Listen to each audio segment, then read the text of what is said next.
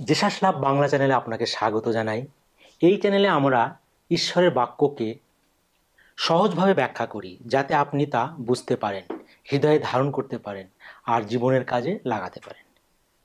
হোসেয় 11 অধ্যায় 7 পদে লেখা আছে, আমার প্রজাগণ আমা হইতে বিপদ গমনের দিকে ঝুঁকে, ঊর্ধ্ব দিকে আহত হইলে তাহারা কেহ উঠিতে স্বীকার করে না। এই পদে ঈশ্বর কষ্টের সাথে বলছেন তার মানুষরা তার কথা শুনছে না, তারা ঈশ্বরের আহ্বানে সাড়া দিচ্ছে না, তারা বাইবেল পড়ে কিন্তু হৃদয় ছোঁয় না, তারা প্রার্থনা করে কিন্তু মনোযোগ থাকে না, তারা মণ্ডলীতে যায় কিন্তু বদলায় না। এটা অলসতা নয়, এটা হচ্ছে আত্মিক উদাসীনতা। এর মানে হৃদয় ধীরে ধীরে ঈশ্বরের প্রতি অন্ধ হয়ে যাচ্ছে। তারা অন্যদিকে মন দিচ্ছে, পাপের দিকে, দুনিয়ার মোহে, নিজের ইচ্ছায়। এই অবস্থা খুব বিপজ্জনক, কারণ একজন ঈশ্বরের কণ্ঠ তারা শুনতে চায় না, তখন সে সহজেই শয়তানের পথে চলতে পারে। এটাই পথভ্রষ্টতার একটি বড় লক্ষণ।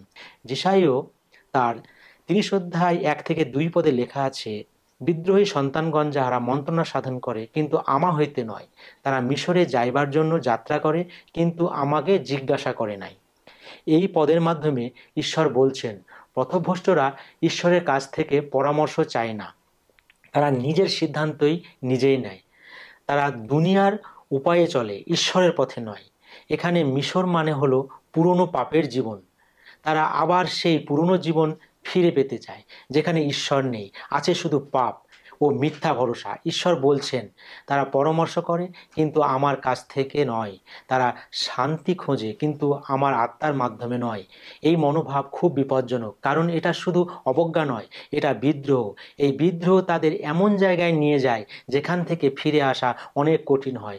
কিন্তু আসার কথা হলো, ঈশ্বরের করুণা এখনও আছে।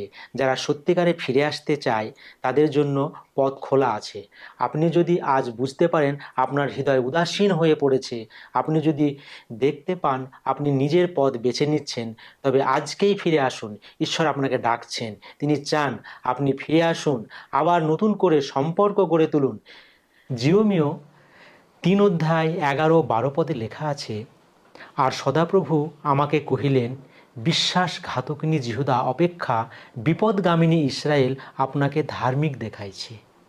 তুমি যাও, এই সকল কথা উত্তর দিকে প্রচার করো, বলো, সদাপ্রভু কহেন, হে বিপদগামিনী ইসরায়েল, ফিরিয়া আইসো, আমি তোমাদের প্রতি ক্রোধদৃষ্টি করিব না, যেহেতু আমি দয়াবান। ইহা সদাপ্রভু কহেন, আমি চিরকাল ক্রোধ রাখিব না।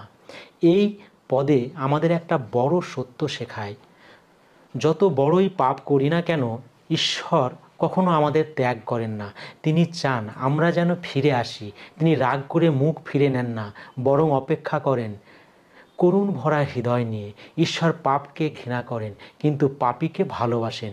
তিনি চান না আমরা ধ্বংস হই, তিনি চান আমরা আবার তার কোলে ফিরে আসি। এটা শুধু বাইবেলের কথা না, এটা আজও সত্য। যদি আপনি নিজেকে পথভ্রষ্ট মনে করেন, যদি মনে হয় ঈশ্বরের কাছ থেকে অনেক দূরে চলে গেছেন, তাহলে এই বার্তাটি আপনার জন্য। ঈশ্বর এখনও আপনাকে ডাকছে। ঈশ্বরের ভালোবাসা কখনো শেষ হয় না। আমাদের ঈশ্বর শুধু কঠোর বিচারক নন, তিনি একজন প্রেমময় পিতা, যিনি প্রতিটি পথভ্রষ্ট সন্তানের ফিরে আসার অপেক্ষায় থাকেন।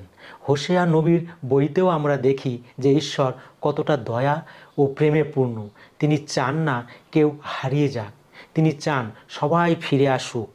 আমার একটা ছোট্ট ঘটনা মনে পড়ে। আমাদের মণ্ডলীতে এক ভাই ছিল, অনেক বছর বাইবেল পড়া আর প্রার্থনা থেকে দূরে ছিল। একদিন সে বলল, পাস্টর, আমি জানি ঈশ্বর আছেন, কিন্তু আমি এত পাপ করেছি যে এখন ফিরে আসতে আমার লজ্জা লাগে।